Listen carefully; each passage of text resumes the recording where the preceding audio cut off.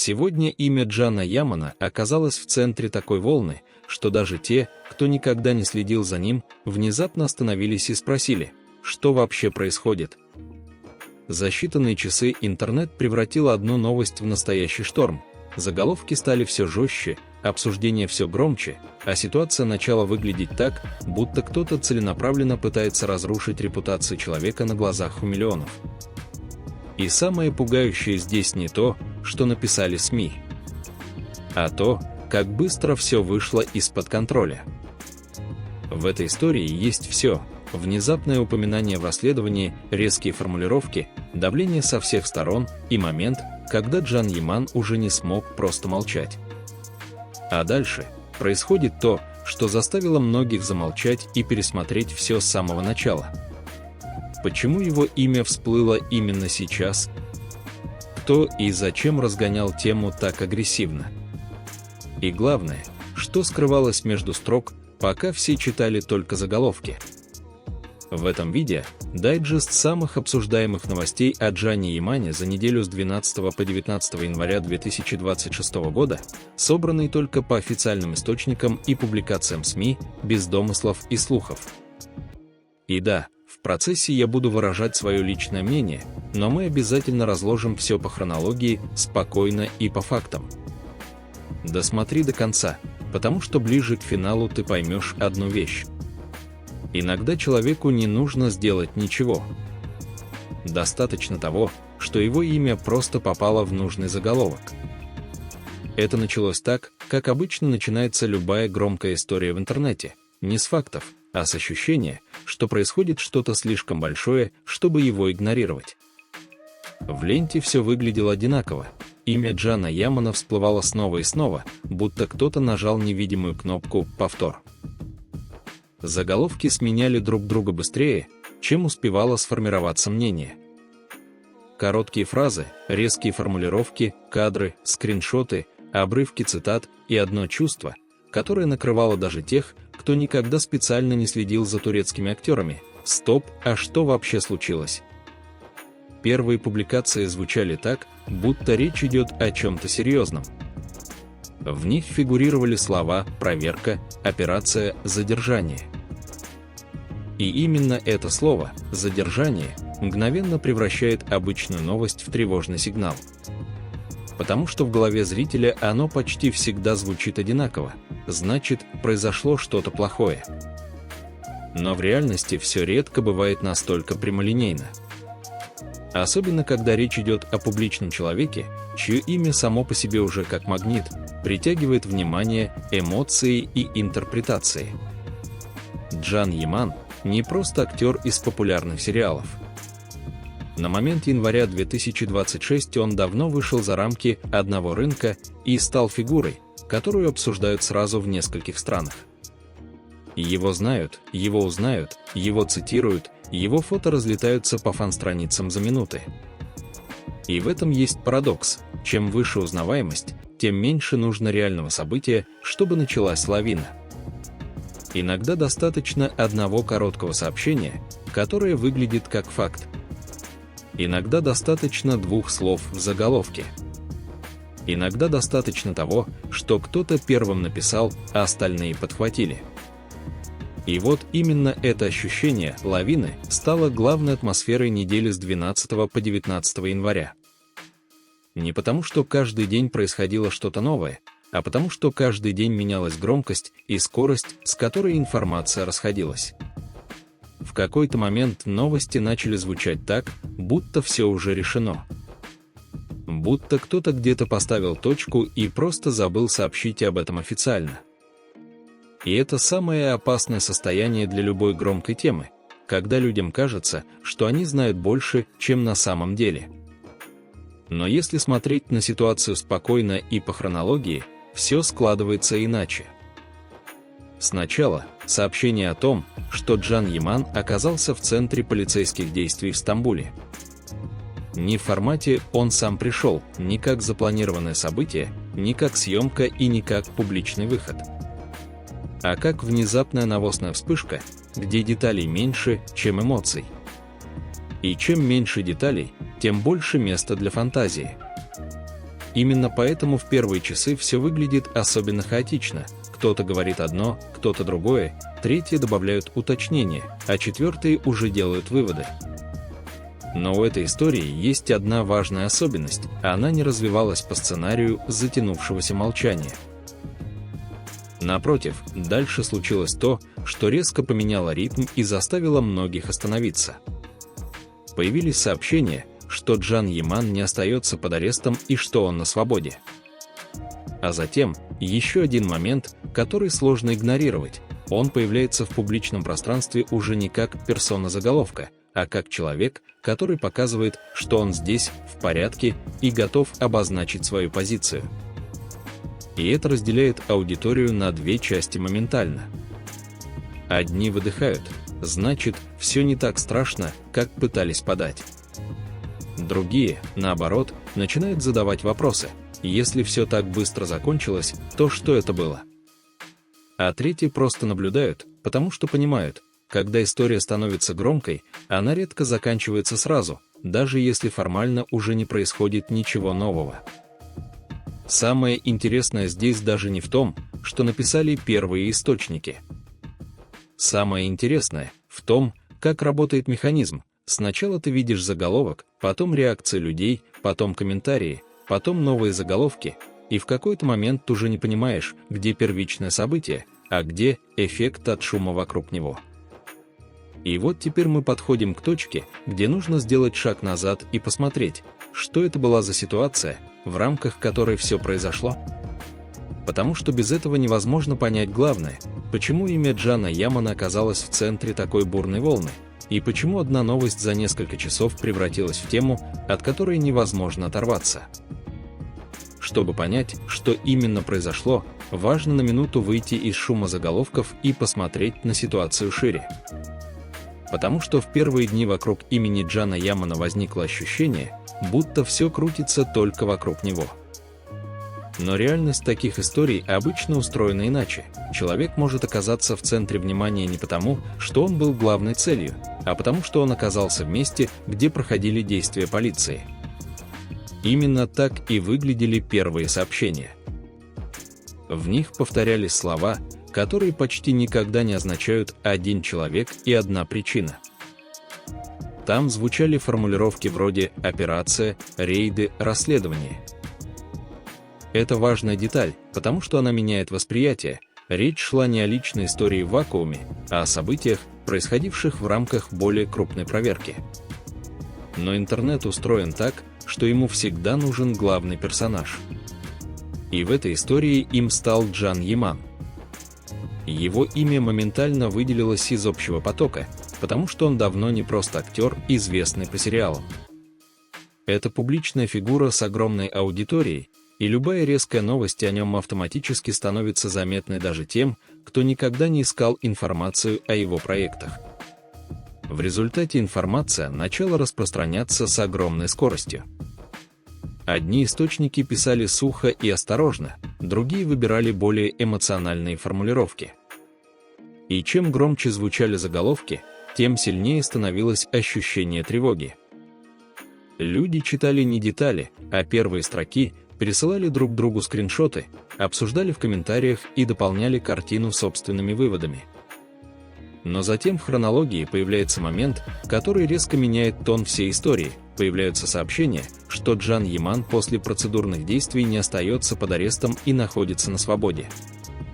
Для зрителя это всегда звучит как переключатель. Потому что если до этого новость воспринималась как нарастающий кризис, то теперь возникает вопрос, значит, все не так однозначно. И именно это противоречие стало главной точкой напряжения. С одной стороны, громкие заголовки, которые выглядели максимально тревожно. С другой, факт, что ситуация не развилась в длительную и жесткую историю с продолжением прямо на месте. На этом фоне появляется еще один важный элемент.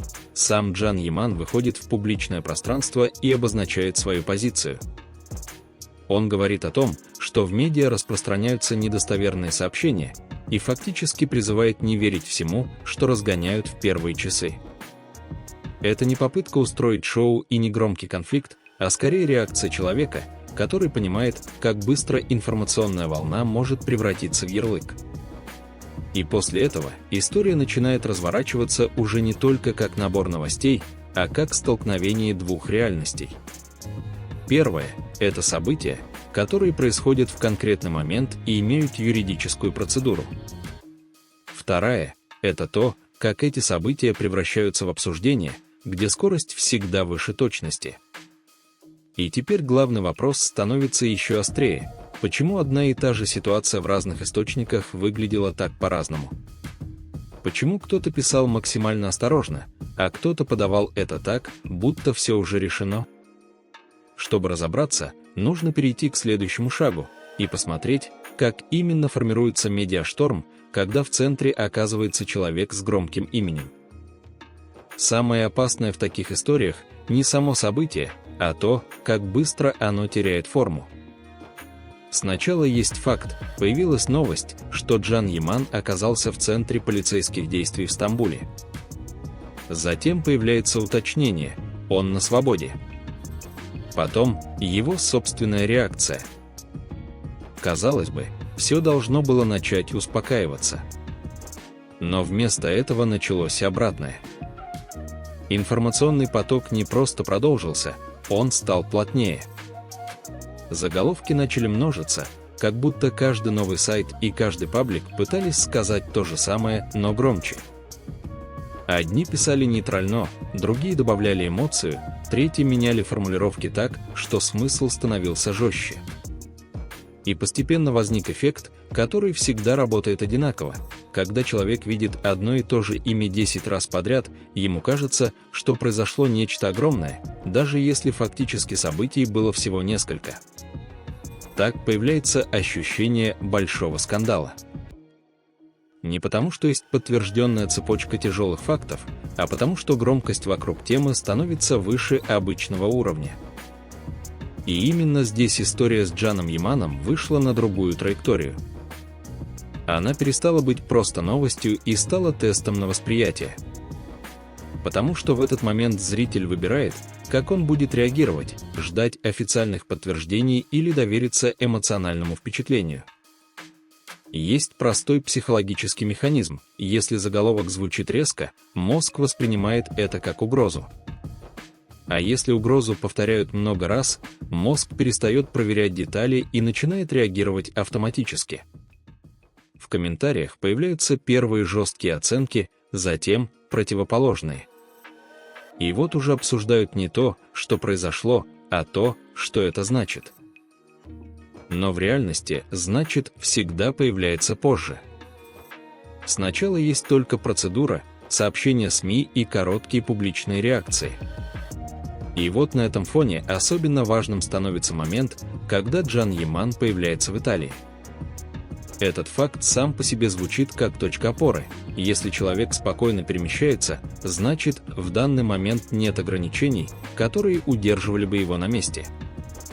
Для аудитории это воспринимается как сигнал, история не развивается по сценарию, который многие успели представить в первые часы. Однако медиаполе редко умеет останавливаться. Даже если события не добавляют новых деталей, обсуждение продолжает жить своей жизнью. Потому что людям важны эмоции. А эмоции питаются не фактами, а ощущениями. Это громко, это неожиданно, это невозможно. В этот период особенно заметно, как одна и та же информация превращается в разные версии одного сюжета.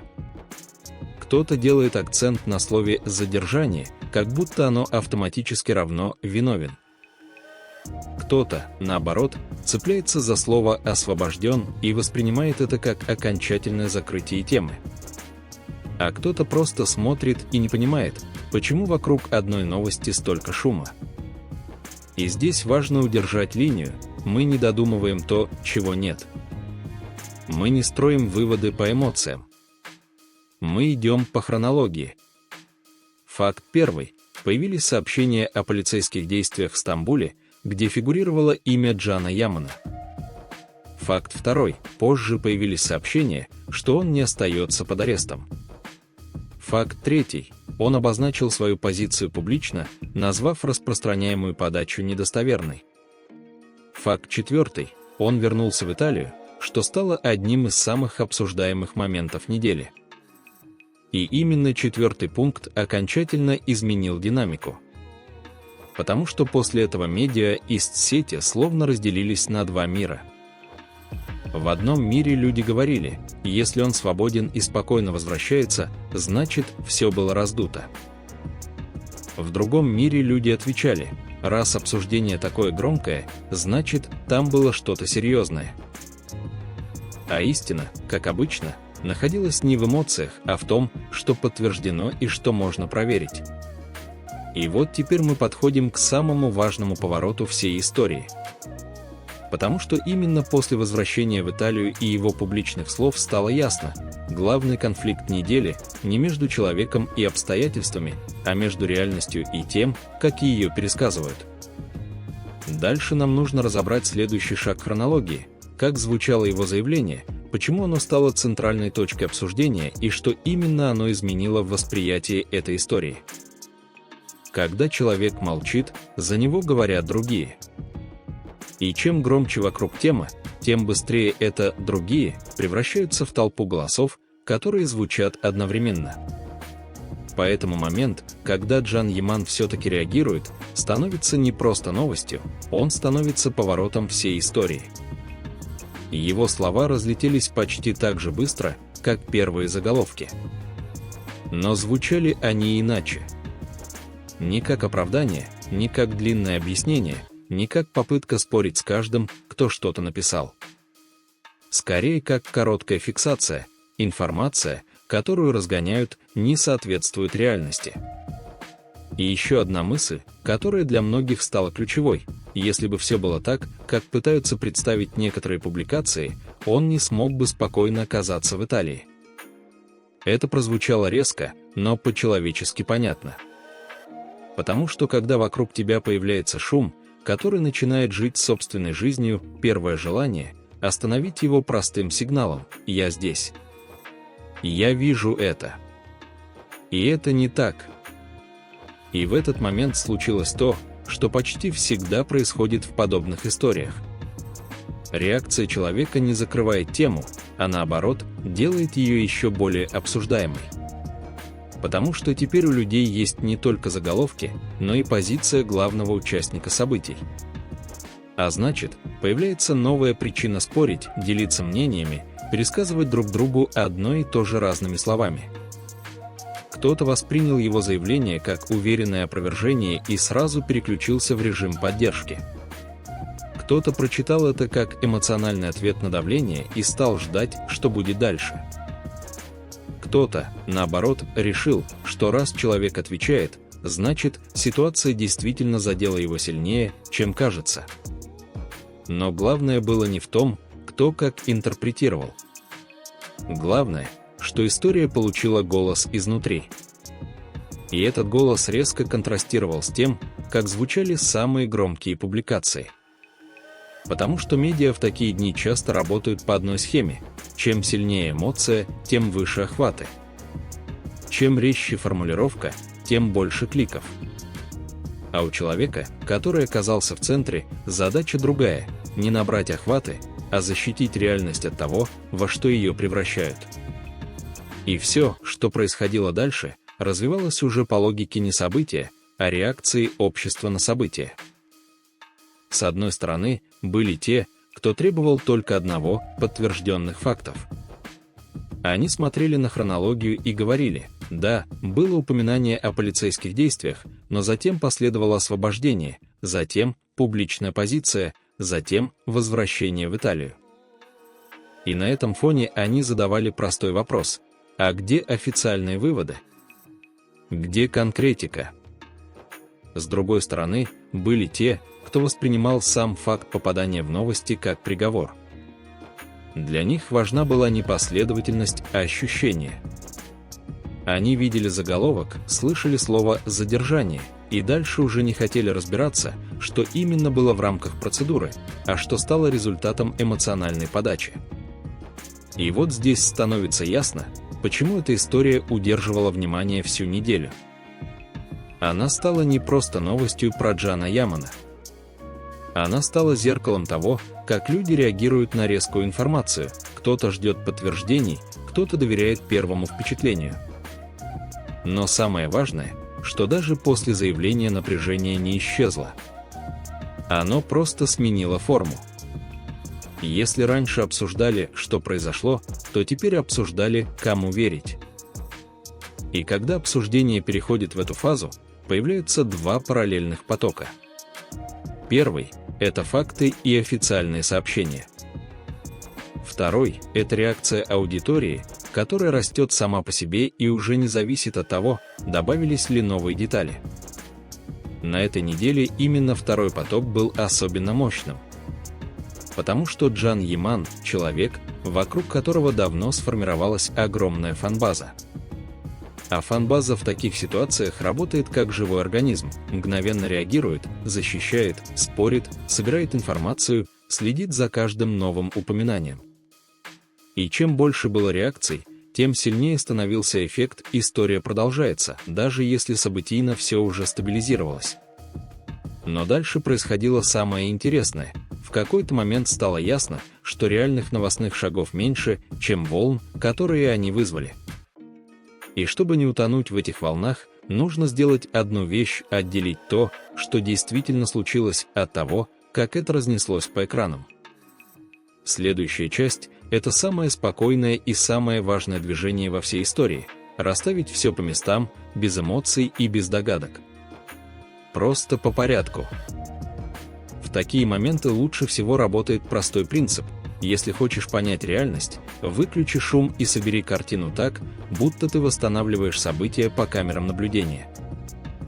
Без музыки, без комментариев, без громких слов. Только последовательность.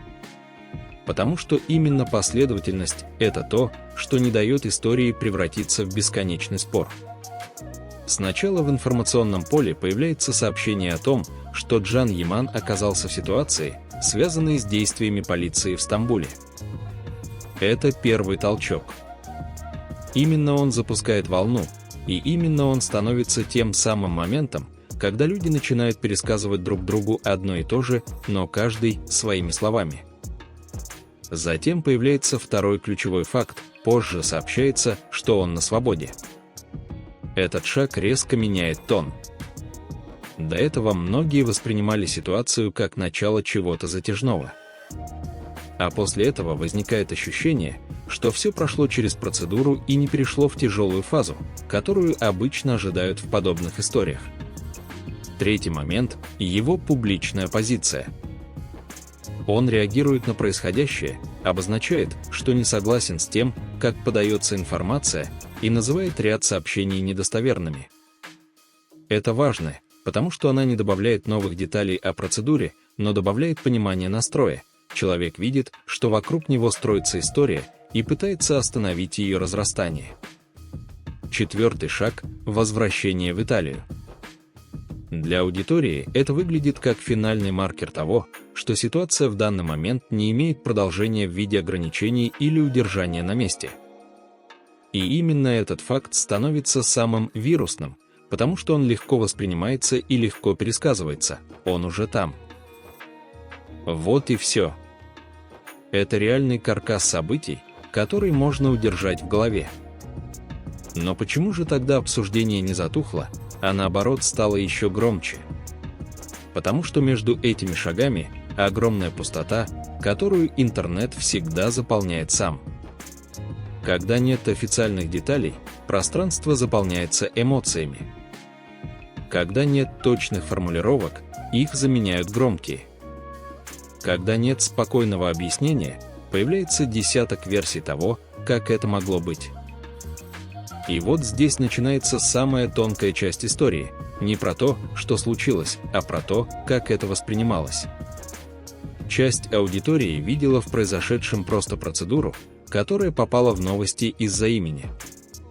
Для них цепочка выглядела логично: ситуация, проверка, освобождение, реакция, возвращение. Они не пытались раздувать, потому что не видели подтверждений, которые позволяли бы делать далеко идущие выводы. Другая часть аудитории воспринимала все иначе. Для них слово «задержание» само по себе было достаточно громким, чтобы остальное уже не имело значения. И в этот момент включается эффект, который ломает любую хронологию.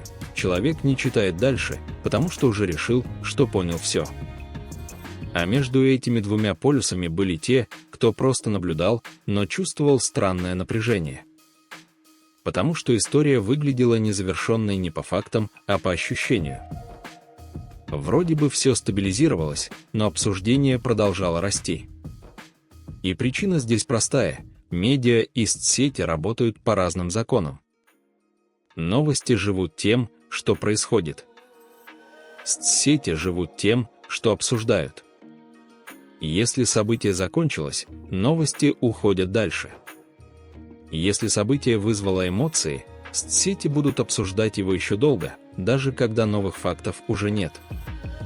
И с Джаном Яманом случилось именно это. История стала громкой не потому, что каждый день появлялось что-то принципиально новое, а потому что она попала в точку, где пересекаются репутация, внимание и скорость распространения информации. К тому же у таких историй есть особый эффект: они всегда заставляют людей выбирать сторону. Даже если фактов недостаточно. Даже если логичнее было бы просто подождать. И вот в этот момент обсуждение окончательно превращается в спор не о событиях, а о доверии. Кому доверие больше: к заголовкам, к официальным формулировкам или к словам самого человека? Именно поэтому следующий шаг в нашем рассказе самый важный. Мы не будем пересказывать эмоции комментариев и не будем уходить в версии. Мы сделаем то, что редко делает интернет: спокойно объясним, почему такие истории вообще превращаются в медийный шторм, даже если событийно они выглядят короткими. Потому что пока зритель не поймет этот механизм, он будет снова и снова попадать в одну и ту же ловушку – верить не фактам, а громкости. Есть одна вещь, которую почти никто не замечает в первые часы громких новостей: внимание людей никогда не распределяется равномерно. Оно собирается в одну точку. И чем известнее человек, тем быстрее эта точка становится центром шторма. С Джаном Яманом произошло именно это. История не развивалась как длинная цепочка новых событий. Она развивалась как усилитель. Сначала слабый сигнал, потом громче, потом еще громче, и в какой-то момент кажется, что вокруг уже гремит целый оркестр, хотя на самом деле звучит одна и та же нота. Почему так случается? Потому что когда новость касается публичного человека, она автоматически перестает быть просто информацией. Она становится проверкой на доверие. Люди реагируют не только на то, что написано, но и на то, что они чувствуют по отношению к самому человеку. Если он нравится, его защищают. Если он раздражает, его атакуют. Если он просто известен, его обсуждают. И вот это «обсуждают» – самая мощная сила. Потому что обсуждение само создает ощущение важности. Джан Яман оказался в ситуации, где информационный поток начал работать против него не через факты, а через повторение. Чем чаще люди видели его имя в связке с тревожными словами, тем сильнее закреплялось ощущение, что это что-то серьезное. Даже если дальше в тексте было уточнение, что он на свободе, что он вернулся в Италию, что он сам назвал часть сообщений недостоверными, эти детали уже проигрывали заголовку. Заголовок всегда быстрее. И именно поэтому в такие недели возникает парадокс: человек может сделать все правильно, но волна все равно будет идти какое-то время. Потому что волна уже живет отдельно. Ее поднимают не события, а реакция аудитории. В этот момент особенно ярко видно, как отличается логика обычной жизни от логики медиапространства. В обычной жизни человек говорит: «Я свободен, все в порядке, я на месте». И большинство людей успокаивается. В интернете человек говорит то же самое, И это становится новым поводом обсуждать, а почему он это сказал? А кому он отвечает? А что он имеет в виду? Каждое слово начинает жить своей отдельной жизнью. И если смотреть на неделю с 12 по 19 января как на цельную картину, то ее главный сюжет – это не происшествие, а ускорение. История разгонялась по инерции. Люди спорили, медиа подхватывали реакции людей, люди снова реагировали на медиа, и круг замыкался. При этом фактически каркас оставался тем же: упоминание о ситуации в Стамбуле, затем освобождение, затем заявление, затем возвращение в Италию. Но эмоциональная температура вокруг этого каркаса росла так, будто каждый день добавлялся новый поворот. И здесь появляется еще один важный момент: когда тема становится настолько громкой, она перестает быть просто историей про одного человека. Она превращается в символическую историю о справедливости, о репутации, о доверии, о том, как легко разрушить имя. И каждый зритель выбирает свой смысл.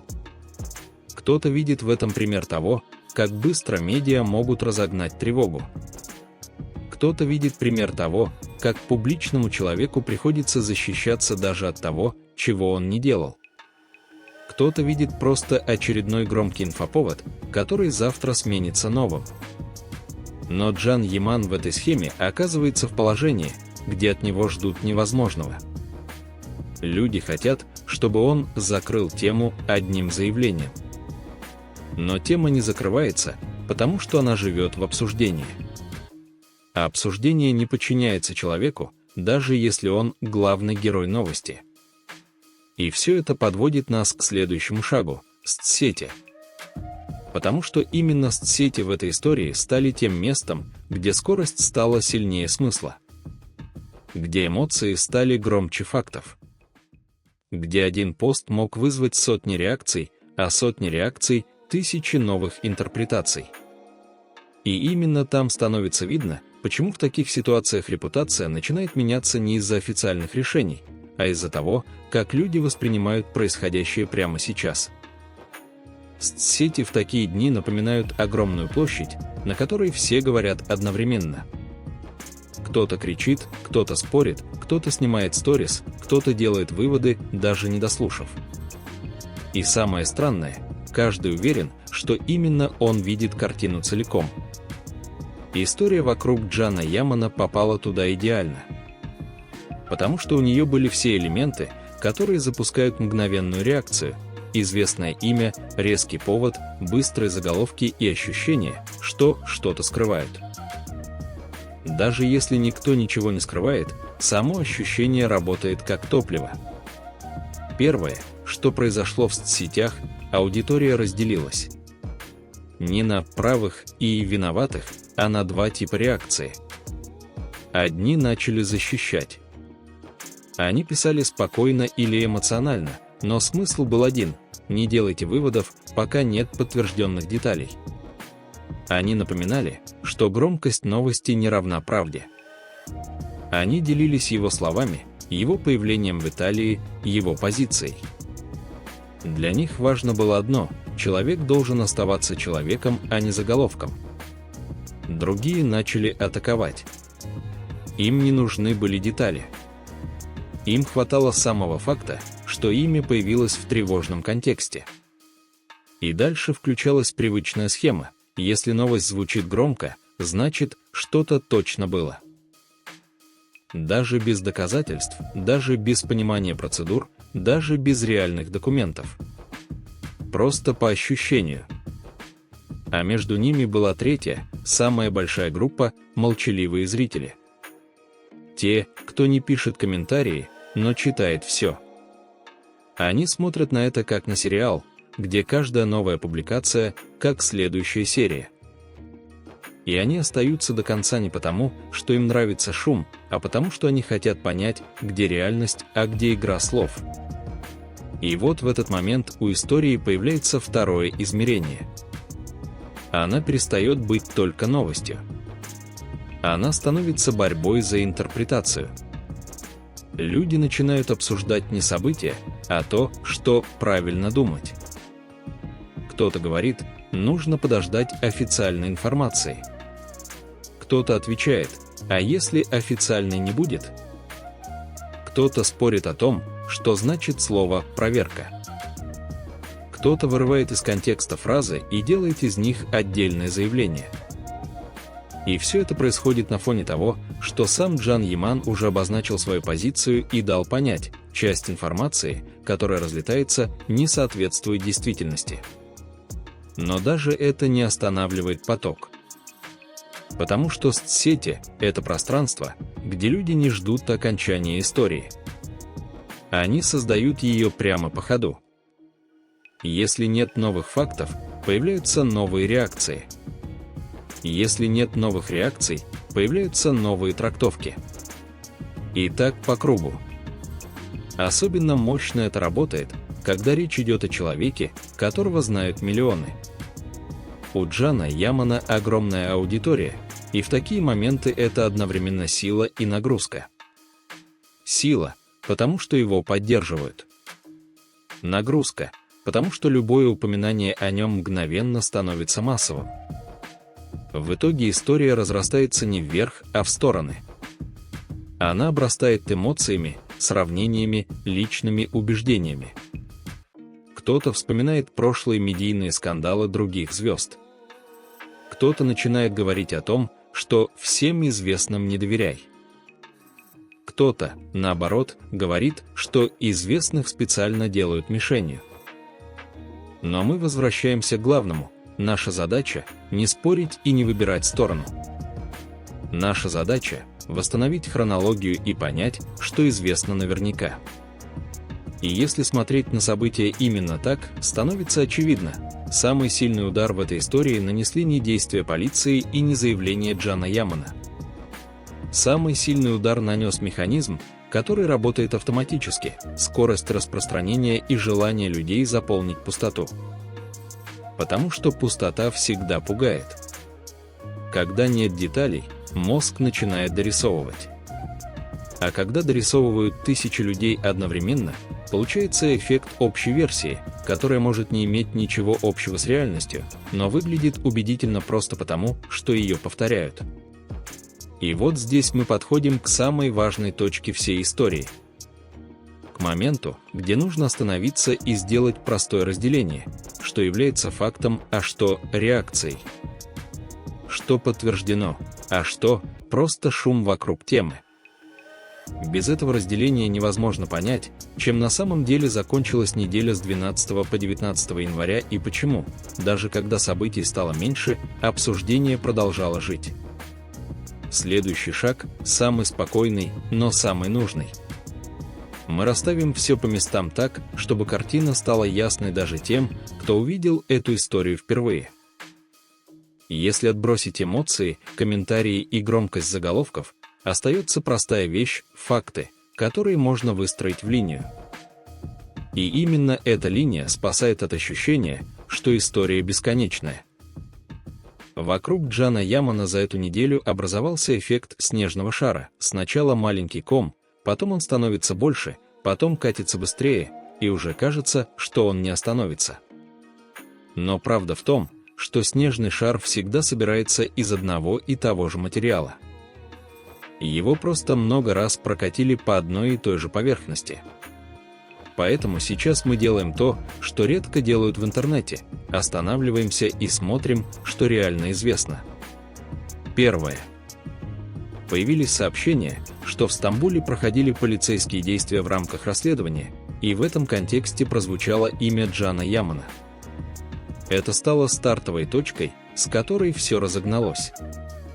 Второе. Затем стало известно, что он не остается под арестом и находится на свободе. Для хронологии это важный шаг, потому что он показывает, ситуация не перешла в затяжной формат прямо на месте. Третье.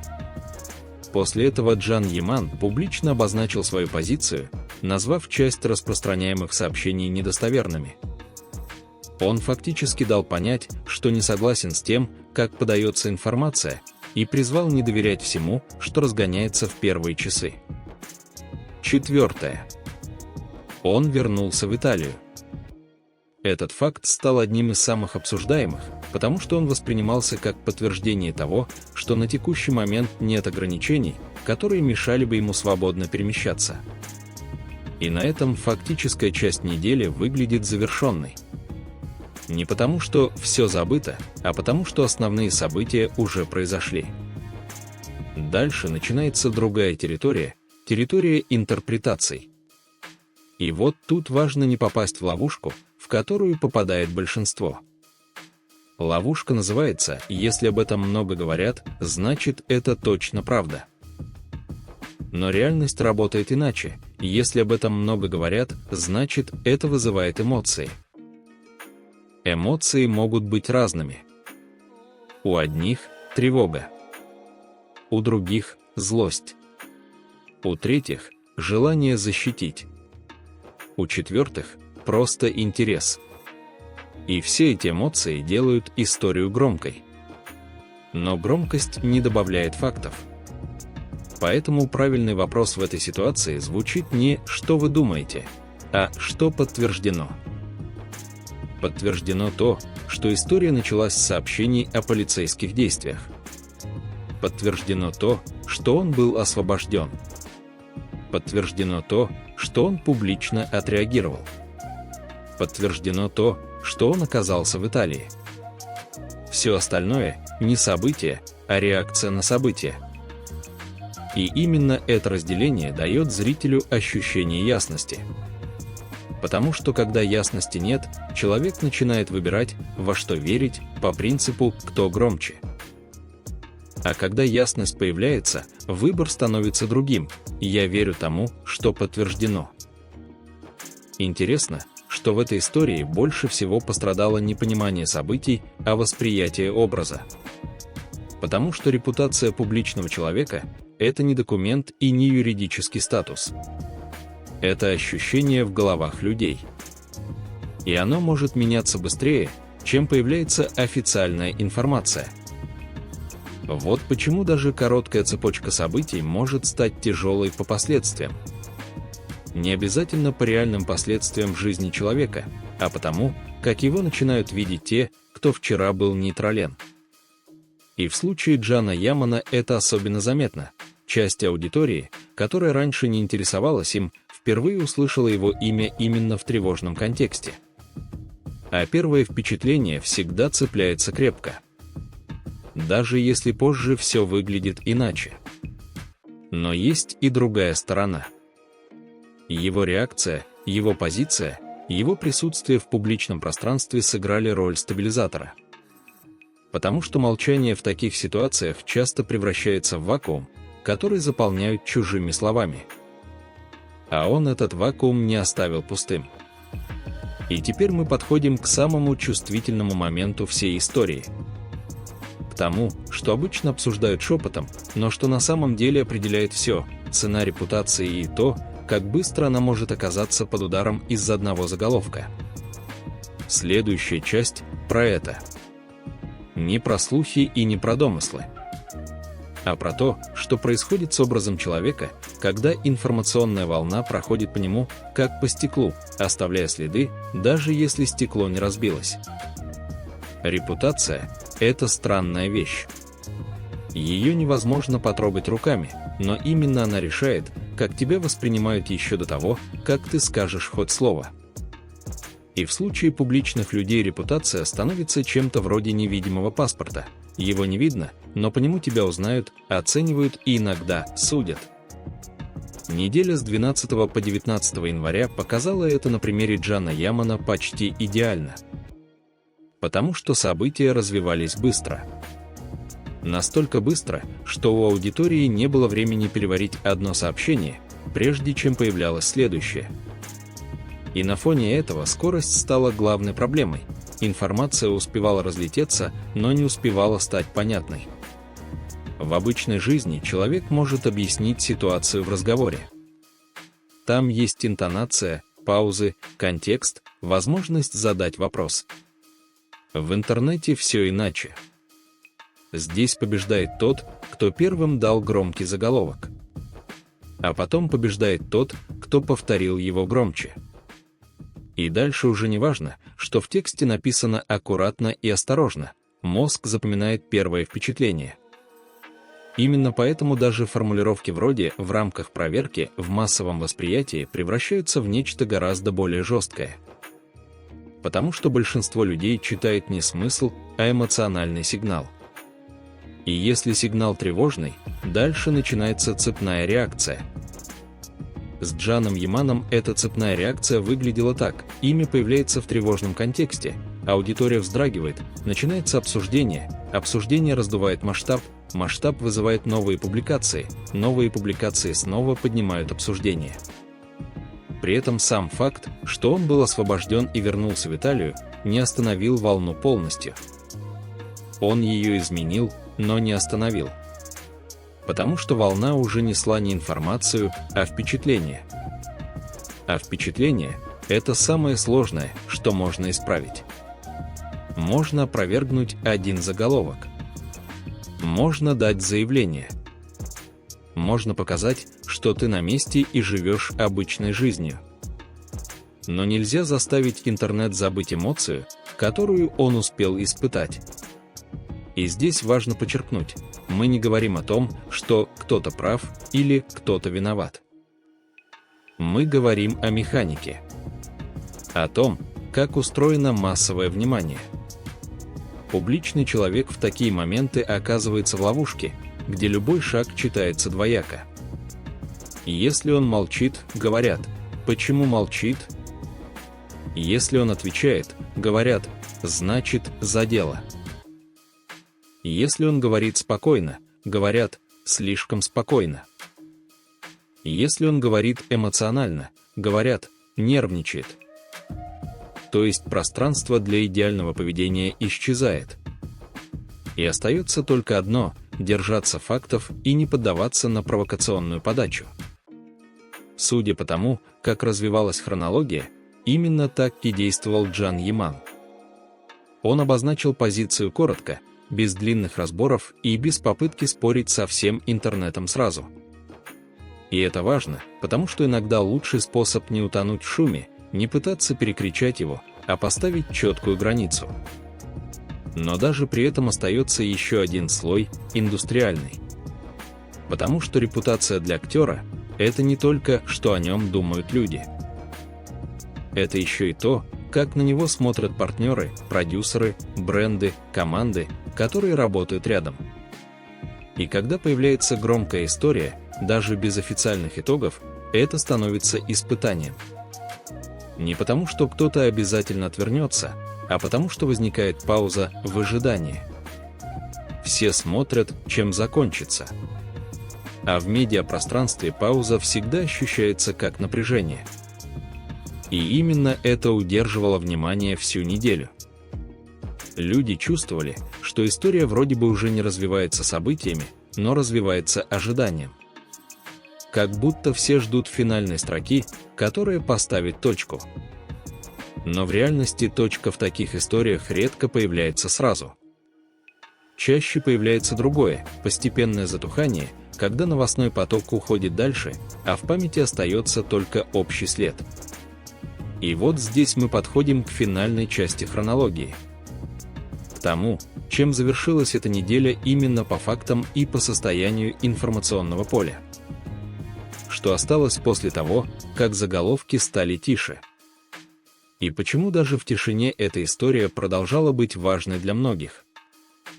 К концу этой недели в воздухе повисло странное ощущение, будто все уже случилось, но обсуждение не хочет отпускать. Это похоже на момент после громкого хлопка, когда звук уже стих, а люди все еще оборачиваются и пытаются понять, откуда он был и что именно означал. С 12 по 19 января навозная линия вокруг Джана Ямана прошла несколько четких точек и дальше не добавляла новых резких поворотов. Но именно отсутствие новых поворотов стало отдельной частью напряжения. Потому что когда история громкая, люди ждут продолжения автоматически. Им кажется, что если было начало, то обязательно будет и финальная сцена, где все объяснят. Однако реальная жизнь не всегда работает по законам сериала.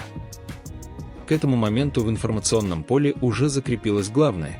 Он был упомянут в контексте полицейских действий в Стамбуле, затем был освобожден, затем публично отреагировал и вернулся в Италию. И это стало тем каркасом, который повторяли снова и снова, только каждый раз под разным углом. Одни источники продолжали держать осторожный тон и говорили о ситуации как о части общей проверки. Другие делали акцент на резкости первых сообщений, будто пытаясь удержать внимание на пике. А соцсети, как обычно, жили своей жизнью. Там обсуждали не только то, что произошло, но и то, что это говорит о мире вокруг. И вот здесь появляется важный эффект. Когда новость перестает развиваться, люди начинают обсуждать не события, а последствия. Не юридические, не официальные, а человеческие. Как это отражается на человеке? Как это влияет на восприятие? Как быстро можно стать главным героем заголовков, даже если ты не делал ничего публичного в этот момент? История с Джаном Яманом стала примером того, насколько уязвим образ публичного человека перед скоростью информации. Иногда не нужно громких действий, чтобы оказаться в центре. Достаточно оказаться рядом с событием, которое попало в новости, и иметь имя, которое мгновенно подхватит аудитория. К 19 января в этой истории стало заметно главное. Новостной пик постепенно уходит, но след остается. И этот след разный для разных людей. Для его поклонников это выглядело как испытание, в котором они старались удержаться за факты и не позволить шуму разрушить отношения. Для нейтральной аудитории это стало напоминанием о том, как легко приклеивается первое впечатление. Для тех, кто любит громкие темы, это было просто событие недели, которое скоро сменится другим. И в этом тоже есть правда. Интернет не умеет долго держать одну эмоцию. Он переключается. Но до переключения он успевает оставить отпечаток. Сам Джан Яман за эту неделю прошел путь от имени в заголовках до человека, который публично обозначил границы и дал понять, что не принимает недостоверную подачу. И именно это стало важным итогом недели, не финальная сенсация, а возвращение контроля над собственным образом хотя бы в той мере, в какой это вообще возможно в мире, где новости бегут быстрее человека. Потому что самое сложное в таких ситуациях – не пережить сам момент, а пережить то, что момент становится чужим рассказом. Когда твою историю пересказывают другие, иногда слишком громко и слишком уверенно, даже если они не знают деталей.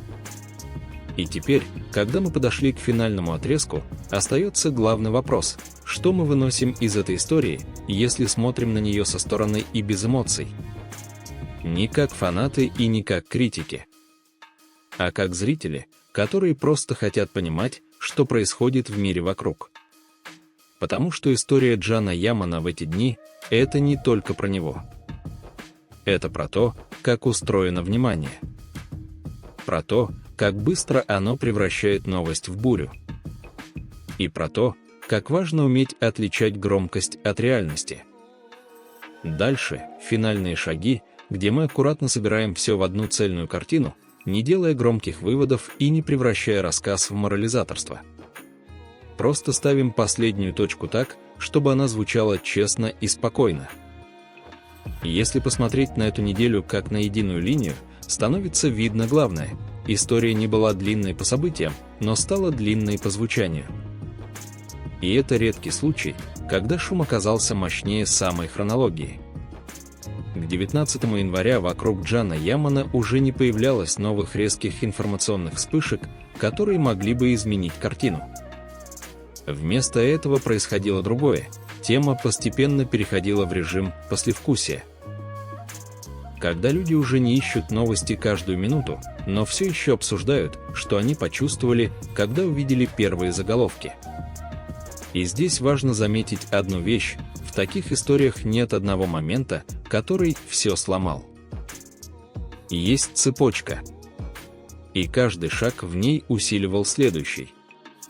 Сначала прозвучало имя в тревожном контексте, и это мгновенно привлекло внимание. Потом появилась информация, что он на свободе, и это создало разрыв между ожиданием и реальностью. Потом он обозначил позицию, и это добавило человеческий голос туда, где уже начинали говорить вместо него. Потом он оказался в Италии, и это стало самым понятным, самым наглядным фактом для широкой аудитории. И дальше история начала жить на уровне восприятия. Не как документ, не как официальная хроника, а как впечатление. У кого-то это впечатление было тревожным, у кого-то поддерживающим, у кого-то раздраженным, у кого-то просто любопытным. Но именно это и объясняет, почему тема держалась так долго. Потому что люди обсуждали не только то, что случилось, но и то, что они сами почувствовали, когда это увидели. И если смотреть на реакцию Джана Ямана в этой истории, она выглядела как попытка остановить превращение факта в легенду. Он не разгонял тему, не превращал ее в шоу, не создавал новую волну ради внимания. Он просто обозначил: часть информации не соответствует действительности. И этим он поставил границу, которую в интернете ставят далеко не все. В итоге неделя завершилась не финальным разоблачением и не громкой развязкой, а тем, что история постепенно начала сходить на нет. И это, пожалуй, самый честный финал для событий такого типа. Потому что в реальной жизни многие громкие темы заканчиваются не аплодисментами и не титрами, а тишиной.